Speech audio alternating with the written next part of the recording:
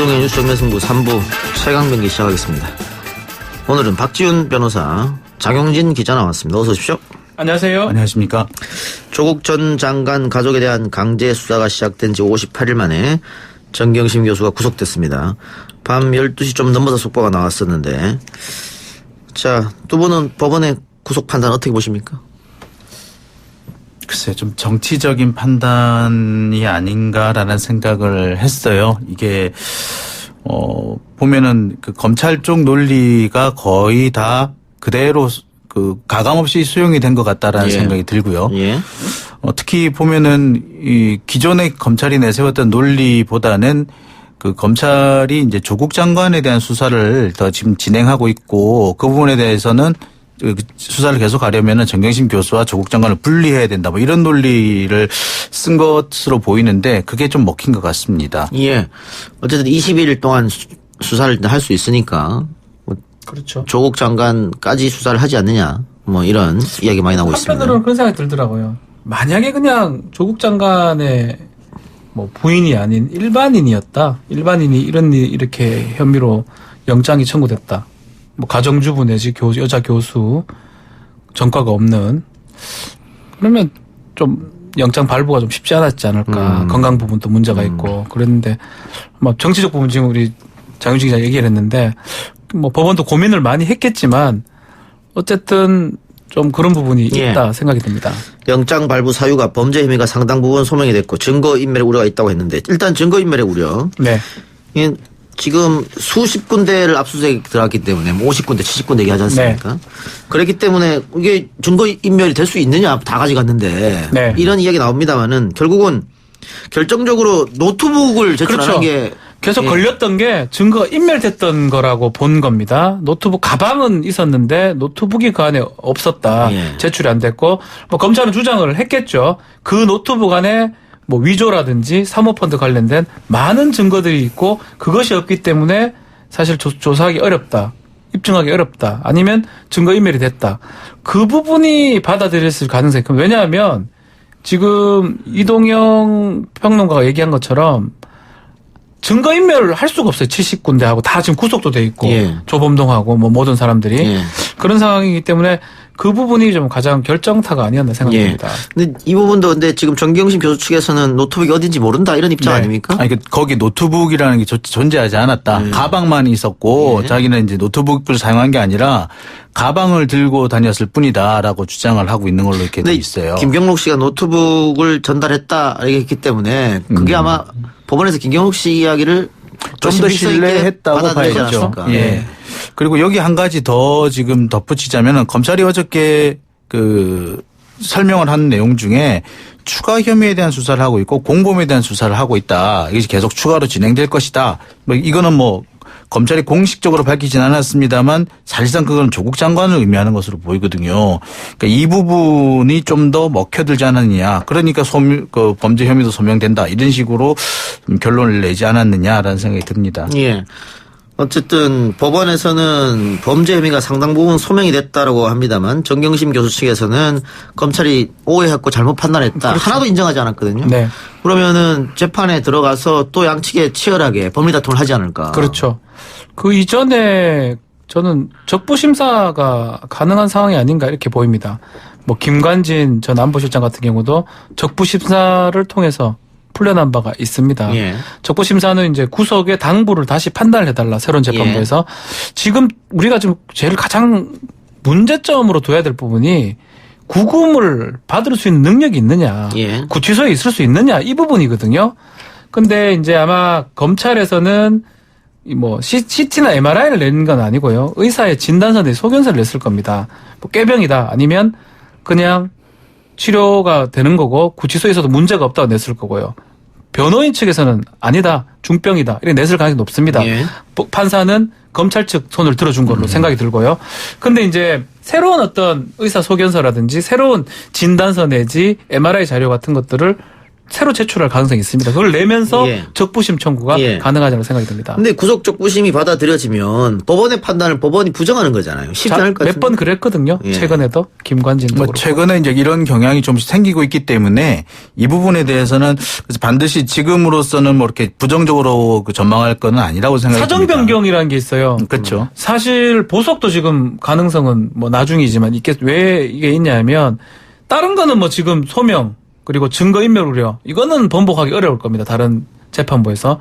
건강 부분은 번복이 가능해요. 감정서를 어떻게 이해하냐에 따라서 판사가 달리 볼 수도 있고요. 또 정말 구치소에서 구금이 돼 있다가 건강이 급격히 나빠질 수 있습니다. 그것을 다시 진단서로 제출할 가능성이 있기 때문에 앞으로 적부심하고 보석은 저 남아있다고 생각이 됩니다. 예. 자, 이제 20일 동안 검찰이 구속 상태에서 수사를 하게 돼 있는데 앞서서 7번이나 소환 조사했거든요. 그렇죠. 앞으로 검찰이 더 들여다볼 건 어떤 부분이라고 보세요?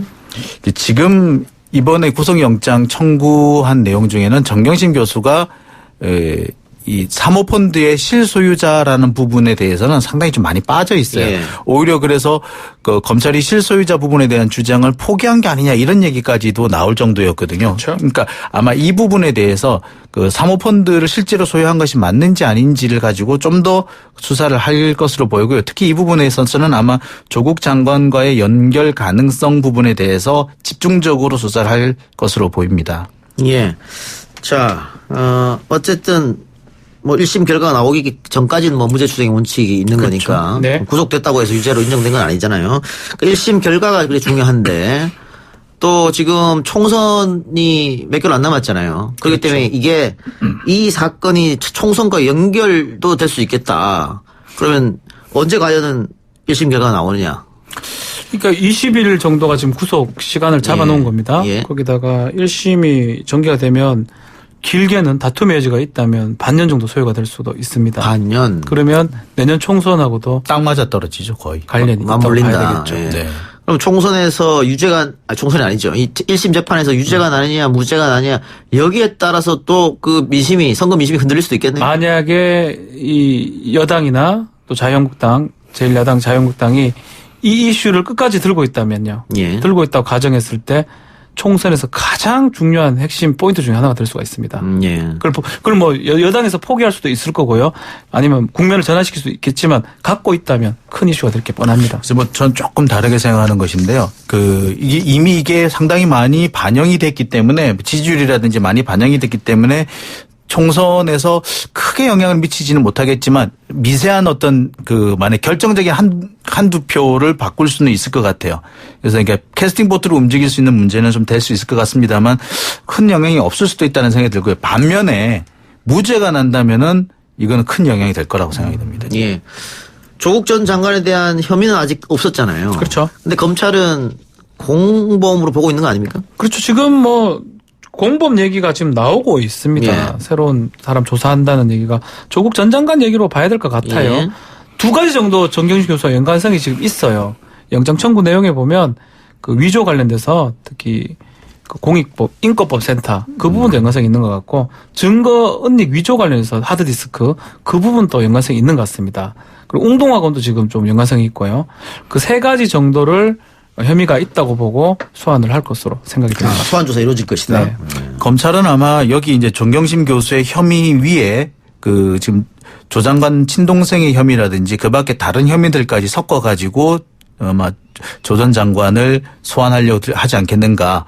그러니까 지금 정경심 교수와 연결고리는 그렇게 강해 보이지 않습니다. 그리고 그것을 밝혀낸다고 하더라도 이게 크게 어떤 신병에 큰 변화를 줄 수 있을 정도로는 어려워 보이는데 거기에 다른 혐의들까지 추가가 된다면 또 달라질 수가 있거든요. 그래서 제가 볼 때는 뭐 친동생의 혐의라든지 이런 몇 가지들을 좀 추가하지 않겠는가라는 예. 생각이 듭니다. 근데 검찰에서 조 전 장관을 직접 수사하는 건 나름 부담이 있을 것 같습니다. 정경심 교수하고 또 다른 것이거든요. 이것은. 그렇죠. 확실한 카드가 없다고 한다면 쉽게 불구하기는 어려울 것 같은데요. 그럼에도 불구하고 정경심 교수의 후속 영장 청구도 실제로 건강 상태 부분 때문에 안 하고 그냥 불구속해도 국민적 어떤 비난이 그래 크지는 않았을 거라고 생각이 들거든요. 그럼에도 구속영장을 청구한 거는 사실 처음부터 조국 장관이 목표물이었다고 보는 게 맞는 것 같아요. 예. 특수사 자체가 그렇습니다. 제가 검찰을 뭐 어떻게 생각하는 게 아니고 시작 자체를 그림을 그려놓고 시작하는데 그 중간 그림이 정경심 교수의 구속영장 청구고 발부가 됐다 했을 때 그것을 토대로 또 다른 진술을 얻어낸 다음에 조국 장관을 뭐 최소한 입건 아니면 최소한 불구속 기소 그걸로 가는 게 목표이기 때문에 저는 이 정도 왔으면 돌아가지는 않을 것 같습니다. 두 분이 뭐 법률 전문가시니까 저는 잘 모릅니다만 들리는 얘기로는 이 특수부 수사가 그림을 그려놨으면 거기서 벗어나질 않는다면서 끝까지 결론이 날 때까지 퍼즐 간다고. 같은 거예요. 저도 뭐 특수부사 뭐 이거 정도는 다르지만 했지만 사실은 그 그림을 그리는 사람이 있어요. 그 그림이 나쁜 그림이 아닙니다. 예. 수사를 어떻게 할지 기획 정도죠. 그 기획에 최대한 맞춰갑니다. 그리고 그걸 잘 기획한 사람이 특수사를 잘한다고 얘기를 하고 그 기획한 대로 잘 이렇게 수사가 진행되는 게 바람직한 특수사 모습이라고 생각들을 합니다. 이게 뭐 좋게 말하면 이제 수사를 잘하는 거고 잘못 얘기하자면 끼워 맞추기식 수사라고 할 수도 있고 끼워 맞추기를 위해서 주변을 탈탈 털어는 먼지털이식 수사다라고 갈 수도 있고 여러 가지 지금 비난을 받을 수 있고 지금 뭐 논란이 되고 있는 것도 그 부분이 아닌가 생각이 듭니다. 알겠습니다. 다른 이야기 해보죠. 조금 전 일부에서도 임태훈 소장과 이야기 나눠봤습니다만 박근혜 전 대통령 탄핵 이틀 전에 군이 사실상의 추니 쿠데타입니다. 추니 쿠데타를 모의했다는 문건이 공개되면서 논란이 커지고 있는데 박주현 변호사 법무관 출신 아닙니까? 네, 저희가 뭐 작전법 관련돼서 교관도 했었고 뭐 이런 데 관심이 좀 있습니다. 그렇다고 뭐 작전 계획이라든지 이런 것들을 뭐 명확하게 알고 있는 건 아닌데 제가 그 문건을 좀 봤어요. 예. 그 문건을 봤을 때는 일반적인 보고 아니면 계획 문건은 아닌 것 같고요.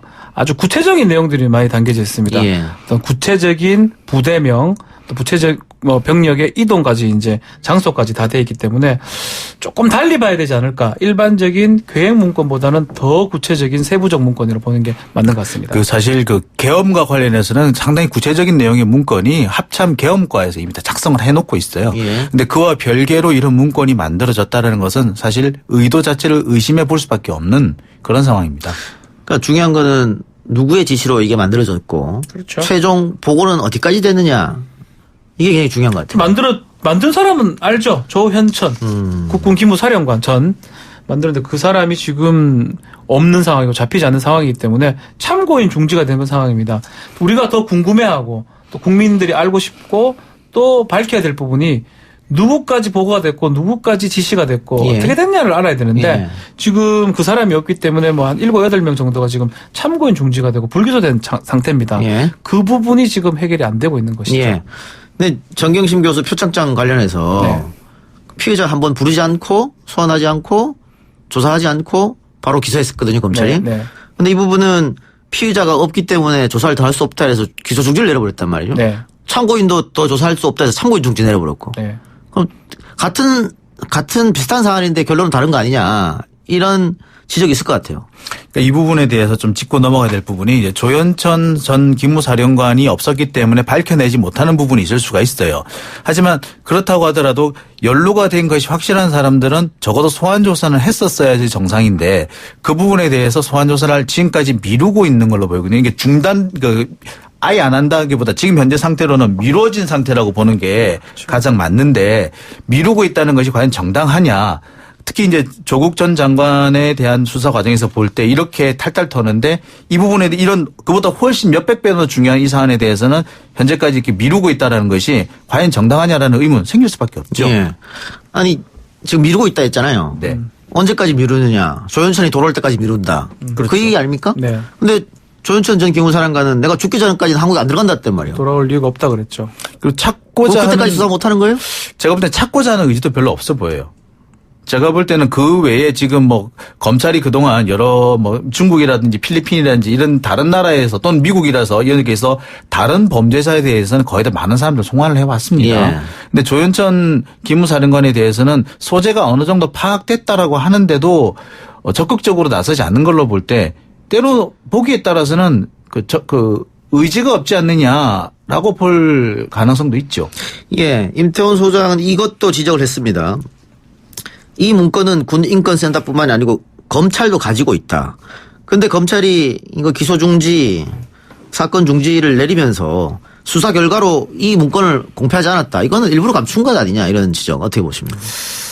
그렇죠. 뭐 그 부분은 제가 뭐 확인한 바가 아니기 때문에 근데 확실한 거는 수사의 의지는 지금 없었던 게 아닌가 생각이 됩니다. 공표 부분은 뭐 제가 알 수가 없지만 수사의 의지만 있다면 우리가 다들 봤겠지만 정경심 교수라든지 조국 장관 수사 정도의 의지에 한 10분의 1만 있었다 하더라도 충분히 왜 10분의 1이라면 200명 검사 중에 한 20명 정도만 투입되면 되니까요.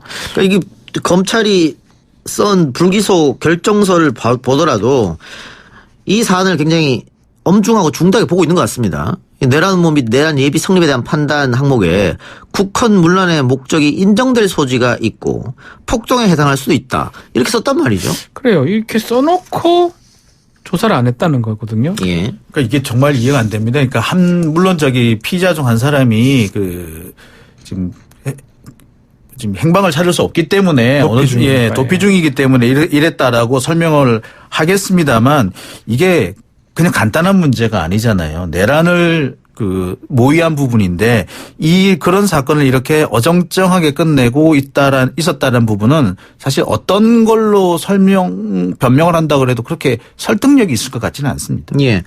그리고 이 문건이 작성될 그 즈음에 조현천 전 기무사령관이 청와대에서 국가안보실장 김관진을 만났고 또 국방부 장관 한민구를 만났단 말입니다. 그렇죠.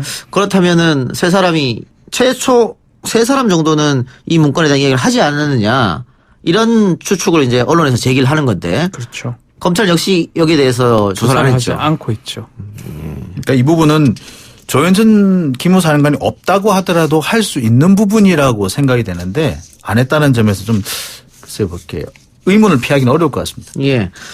그 검찰 입장은 이 건에 대해서 윤석열 총장은 아는 바가 없다 이런 이야기를 했는데 군인권센터가 오늘 공개한 불기소 결정서 통지문에 보면 서울중앙지검장 날인이 찍혀 있단 말이죠. 이 부분은 뭐 본인이 직접 찍지는 않았겠죠. 예. 근데 본인 사안이라는 거예요. 전결 위임 규정이 있긴 해도 찍고 냈다면 이게 그 당시 합동수사단의 이제 부분이고 당시 합동수사단장이 중앙지검장입니다. 알았어야 될 위치라는 거예요. 그게 설사 정말 몰랐다고 하더라도 이거 최성해 총장의 표창장하고 비슷한 것 같아요. 예, 비슷한 케이스죠. 예, 제가 봤을 때는요. 최성해 총장은 뭐 본인이 다 알았다고 막 얘기를 했는데 이제 사실은 이건 알아야 되는. 왜냐하면 자기 직인이 가는 거기 때문에 위임이 된다 하더라도 되게 본인의 이름으로 가는 거기 때문에 그 권한에 대해서 행사가 돼야 된다는 거죠. 동양대 표창장 건에 대해서는 그 동양대 소속으로 재직했던 직원들이나 또 교수들이 그 총장 날인은 총장이 직접 찍는 게 아니고 그렇죠. 다 위임해서 우리가 찍는 거다라고 했는데 검찰이 그 말을 받아들이지 않았잖아요. 그렇잖아요. 그러니까 사실 이 정도의 사안이면은 전결 사안이라고 하더라도 이게 아무리 전결 사안이라 하더라도 총장한테 더군다나 검사장한테 보고가 안 될 수는 없습니다.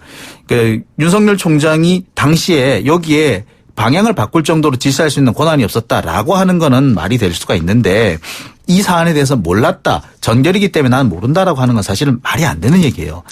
예, 지금 뭐 또 시민단체와 자유한국당에서 군인권센터에 대해서 고소고발을 했기 때문에 그럼 조사해야 되는 거 아닙니까? 고소고발 들어왔으니까.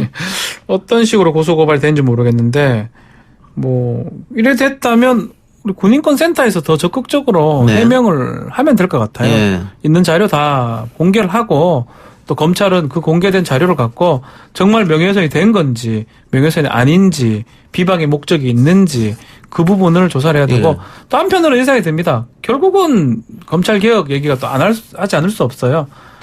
공수처라든지 예컨대 검경 수사권 조정이 돼 있으면 수사는 경찰이 하되 기소는 뭐 이 사건은 뭐 그걸로 볼 긴 없지만 그런 기소는 또 검찰이 하면 서로 견제와 균형이 될 수 있는데 지금 수사 뭐 기소 다 검찰이 지금 갖고 있기 때문에 이거 의지가 없어서 안 하면 그만인 거죠 지금.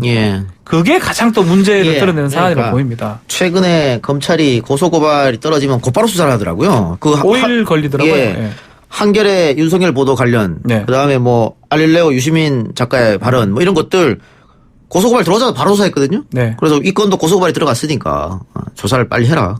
뭐 안 할 것 같아요. 평평의 원칙에 의해서. 안 할 것 같아요 저는. 그걸 하면 우리가 지금 검찰 개혁 얘기를 할 이유가 없죠. 알겠습니다. 다른 얘기 좀 해보죠. 사건 사고 소식으로 갑니다. 세계 최대 유료 아동 포르노 사이트를 개설해서 운영한 20대 한국인 남성이 검거돼서 복역 중이라는 사실이 알려졌습니다. 사이트를 이용했던 미국인 회원은 징역 97개월과 보호관찰 20년, 또 다른 회원은 징역 5년에 보호관찰 5년, 사이트에서 음란물을 배포하고 실제로 아동 성착취를 한 영국인은 징역 22년을 선고받았는데요. 문제는 사이트를 운영한 한국인 남성은 고작 징역 1년 6개월을 선고받았다는 것. 다른 나라에 비해서 처벌이 너무 약한 것 아니냐 이런 지적이 있습니다. 1심에서는 집행유예를 받았는데요. 문제가 되니까 2심에 와서 이제 실형으로 바뀐 거거든요. 근데 이거는 뭐 우리 법원이 잘못했다, 뭐 법원을 비난하기보다는 법조형 자체가 상당히 낮아요. 10년 이하의 징역이거든요. 뭐 그러다 보니까 외국하고 달리 외국 같은 경우, 특히 미국 같은 경우는 주마다 조금 차이는 있지만 아동 관련된 어떤 음란물 이거에 대한 뭐 정말 살인에 준해서 처벌을 하거든요. 그러다 보니까 직접 개설한 사람이 아닌 회원조차 한 번 봤던 사람도 실형이 5년 정도 떨어진다는 거거든요. 그러니까 법적인 좀 문화적 차이는 있다. 이런 부분도 입법 사항이라고 저는 생각이 듭니다. 이 아동 포르노라는 것이 이게 상당히 이렇게 좀 문제가 있을 뿐만 아니라 대부분의 경우에 아동 포르노에 탐닉하던 사람들이 여기에 빠져 있는 사람들이 대체로 그 다음 단계로 중대 범죄를 저지르는 경우가 대단히 많거든요. 뭐 유괴라든지 뭐 이런 여러 가지 실제로 범행을 실행을 한다든지 이런 경우가 있기 때문에 성범죄 전 단계일 수도 있고요. 예. 그다음에 심한 경우에는 이게 연쇄 살인으로 이어지는 경우도 있다고 하거든요. 그러니까 이런 부분에 대해서 좀 경각심이 있었어야 되는데 그런 부분에 대해서 이게 그냥 음란물의 일종이다라고 생각하는 게 가장 큰 문제가 아닐까 하는 생각이 들어요. 자, 근데 지금 미국 법무부에서 운영자였던 한국인 남성에 대해 강제 송환을 요청했는데 미국으로 가서 재판 받고 하면 처벌이 더 세지겠죠, 당연히. 보내줄 수 있습니다. 예. 아니, 그래서 제가 여쭤보는 건데 우리나라에서 1년 6개월이라는 형을 받고 복역 중인데 이게 미국으로 갈 수 있느냐. 이중 처벌 금지 원칙은 한 나라 안에서만 적용이 됩니다. 그래서 재판권이 다른 미국으로 미국 가면 이건 한 20, 30년 나올 수도 있을 것 같은데요. 본인이 안 가겠다 할 수도 있잖아요. 1년 6개월 다 끝난 후에요. 징역한 후에 만약에 공조조치라든지 그게 가능하다면 이거 미국에 상당히 안 좋게 보거든요. 저는 이중처벌 된다 하더라도 법적으로는 문제가 없다 생각이 본인이 난 못 가겠다라고 재판을 걸면 어떻게 됩니까? 그게 이제 우리가 소위 말하는 우리 옛날에 프랑스나 이런 데서 인도 재판 뭐 그거를 걸게 되면 또 여기서 그만큼 다툼을 하겠죠. 그래서 제가 볼 때는 이게 이제 송환 결정, 미국으로 보내는 결정을 좀 일찍 내리게 되면은 아마 교도소에 있는 동안에 마칠 수 있지 않을까 하는 생각이 들거든요. 아마 그렇게 진행할 가능성이 제일 높아 보입니다. 또 있어요. 예. 알겠습니다. 하나만 더 해보죠. CJ 장남 이선호 씨 1심 선고가 있었는데 집행유예로 속박이 됐네요. 그래요. 이게 지금 징역 3년에 집행유예 4년 이렇게 나왔는데요. 예상한 대로 됐습니다. 글쎄, 어쨌거나 이게 마약이 보면 상당히 양이 많았어요. 혼자서 이렇게 많은 거를 혼자 쓰려고 했느냐라는 의심까지 들 정도였는데 어쨌거나 좀 가벼운 형을 받은 것 같습니다. 초범이어서 그렇습니까? 거의 초범이기도 하고요. 또 이선호 씨 계속 처음부터 끝까지 보니까 좀 좋네요. 무슨 말이냐 하면 구속 잘 안 되고 본인이 원해서 구속되고 1심 또 빨리 이렇게 받고 굉장히 빨리 진행이 됐어요. 되게 빨리 진행이 됐죠. 이래저래 하여튼 좋네요. 본인이 구속이 안 돼서 스스로 찾아가서 구속 그러니까 그런 부분들이 좋네요. 제가 왜 표현하냐면 이례적이라는 거예요. 원래 같으면 일반인으로 가정을 해보면 당연히 구속이 됐을 거고요. 이렇게 밀반입 규모가 크다 그러면 실형의 가능성이 높았겠죠. 초범이라도. 그 말을 제가 좋네요로 표현했습니다. 그럼 박지원 변호사는 이게 특정 재벌 그룹의 아들이기 때문에 약간의 특혜가 있지 않았을까라는 의혹 제기입니까? 좋네요, 하여튼. 네. 장윤기는 어떻게 봐요? 글쎄요, 이게 법원에서 선처를 할 수 있는 근거는 좀 있었던 것 같아요. 본인이 인정했고 자백했고 본인 스스로 제 발로 걸어 들어왔다라는 점 때문에 선처해 줄 만한 이유는 있었다고 생각하는데 아무리 초범이라고 하더라도 양이 너무 많거든요. 그렇죠. 이 정도의 분량을 가지고 글쎄 이게 너무 재판이나 수사가 빨리 진행된 게 저는 그게 더 제가 마약 사건을 꽤 하는 편인데 한번 저렇게 양을 찾으면 다 찾아냅니다. 우리 경찰 같은 경우, 마약수사대 같은 경우는 바로 검찰에 가서 하는지 제가 잘 알 수는 없지만 대개 수사부터 재판까지 초스피드로 진행됐다. 제가 봤을 때는 상당히 빨리 진행됐다는 것도. 뭐 여죄를 좀 밝혀봐야 되는데 여죄를 밝힐 생각은 전혀 없었던 것 같아요. 좋네요. 예. 알겠습니다. 오늘 두 말씀 여기까지 듣고요. 다음 주에 뵙겠습니다. 고맙습니다. 네, 감사합니다. 고맙습니다.